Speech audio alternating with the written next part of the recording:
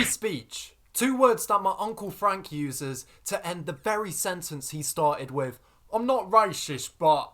But the words free speech are two words that you will have heard an awful lot recently on either the news, your algorithm, or from that drunk fella down the road who likes shagging lampposts with the flag on it. He climaxes so loud, you'd think you were at that Unite the Kingdom march.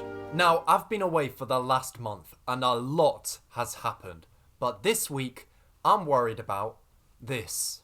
It's one thing to say we're going to remove illegal migrants, people who have no right to be here. I'm up for that. It is a completely different thing to say we are going to reach in to people who are lawfully here and start removing them. They are our neighbours. They're people who work in our economy. They are part of who we are. It will rip this country apart. Do you think it's a racist policy?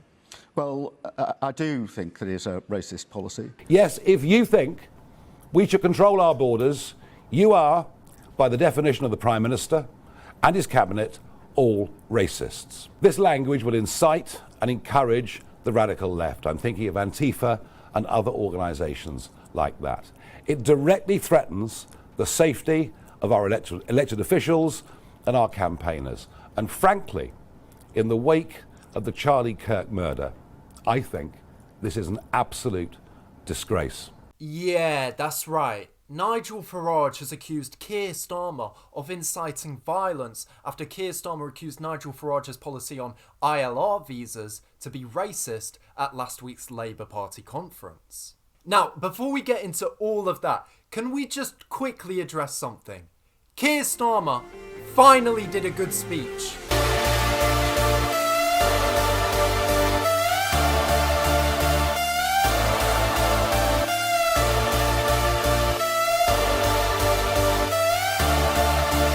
It was engaging, unifying, and patriotic, but for the right reasons. And I'm happy to exclusively reveal that before the conference, Keir Starmer actually watched that video of mine where I talked about his speeches and how he could improve them, and he even sent me a personal email thanking me for the advice. So let's take a read of it. Dear Oli, that's me. Thank you for your recent video outlining your profound observations on my unique and to a degree bureaucratic communication methods. It has been viewed, discussed, and subsequently filed. For f***'s sake. He even writes his emails like a terms and conditions manual. Anyway, let's just put that aside and give a bit more context here on this situation. What is Reform's actual policy on the ILR visas? Well, this is it. If Reform win the next election and get into government, they want migrants to reapply for ILR visas every 5 years. And to reapply, you have to go through a fairly long process of doing 2 exams. One exam being an English language exam and another exam being much longer on British history and British geography. So essentially, Reform want many migrants in this country to sit those exams every 5 years, and there's also strong signals that they would make those exams harder every time they sit them. And of course, the Prime Minister has now come out and said that this policy is racist. And Nigel Farage's response to that is that calling this policy racist apparently incites violence. Yeah, I'm just as confused as you are. It's safe to say that the feud between these two has got ugly pretty fast. It's almost like that beef between Nicki Minaj and Cardi B, because what the f*** is all that about? Now, let's dissect this very response from Farage. When he accuses Starmer of inciting violence towards him, he brings up the recent assassination of Charlie Kirk. And I want to quickly address my thoughts on this. If you watch my videos, it's pretty clear that I do not stand for 99% of what Charlie Kirk stood for. But in no way does that mean I supported his life being taken away. Political violence is rotten to its core. Whether that's on the left or the right, it's abhorrent. I don't stand for it. And whilst again his views made me and a number of other people uncomfortable, I was upset to see that some people on the left were celebrating this. How can I, someone who makes videos about politics and publicly expresses opinions that some people are not going to agree with, support this? And I know, I have nowhere near as big of a platform as Charlie Kirk did, but the point still stands. This never should have happened. But what we are unfortunately seeing right now is that condemning any of Charlie Kirk's views or comments is now seen as almost dangerous. Okay, so I'm gonna give a little bit of a backstory on myself. I'm Jaden Clark, I'm a student here. Freshman year, I was hate crime 5 times in one night, okay? 3 of them by Trump supporters. What happened to you? Okay, for one of them, I was just walking, and then I see this truck full of 4 white men pass by me, MAGA apparel, everything, you know. And then... Did they say this is MAGA country? Anyways, they drove past me, and they were like, "F you, nigger, bend over, Okay, so they said the N-word on campus to you? Well, yes. Oh, yeah? Okay, so what happened to them when you reported them? I didn't report them. Oh, really? Okay, so maybe it didn't happen. Okay, anyways. I don't believe you. I'm being honest, I don't believe you. I think Okay. you're making it up. Okay. Anyways. I refuse to believe that somebody on this campus would go around and sheepishly call you the N-word. I refuse to believe that. I think you're lying.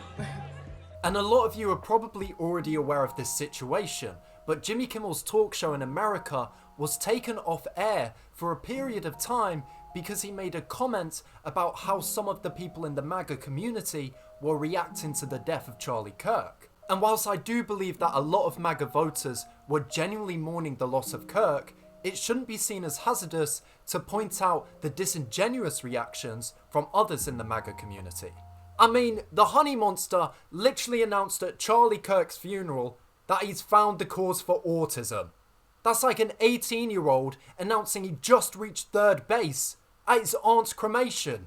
Also, by the way, I can't stress this enough, the Honey Monster's claim to have found the cause for autism is about as credible as a Barbados model in your Instagram DMs saying she wants to share her nudes with you. So wait, are you telling me that if I click this link and then put in my bank details, you're going to send me your nudes? Alright then, wicked! But we're now seeing all this happen with some of the populist right alone, where if you publicly criticise the populist right on either something they said or something they pledged, they could possibly use Charlie Kirk's murder against you. Which brings us to this entire thing around Farage. Inciting violence is awful. Whether you're on the left or the right and you incite violence, that is criminal. But whether you do actually think that policy on ILR visas from Farage is racist or not, Starmer calling it racist isn't inciting violence. And this is where I'm really worried about the direction we're going in. If a public figure is being racist and we call it out, are we suddenly going to be accused of inciting violence? And if calling out racism is now an incitement to violence, then what do we even call actual racism? Plus, let's be real, nobody should be taking lectures from the man who invited Lucy Connolly to speak at the Reform Party conference. And for context, Lucy Connolly spent a year in prison for telling people on Twitter during the riots to burn down all the asylum seekers with every asylum seeker inside. The tweet was seen by 310,000 people in just a matter of 3 hours. Now that's inciting violence. In 30 years' time, you know there's going to be this one weird kid in a history class. Okay, everyone. My history project is about a very, very, very brave woman. She was strong, she was fearless, and she stood up for everything she believed in. And her name was Lucy Connolly.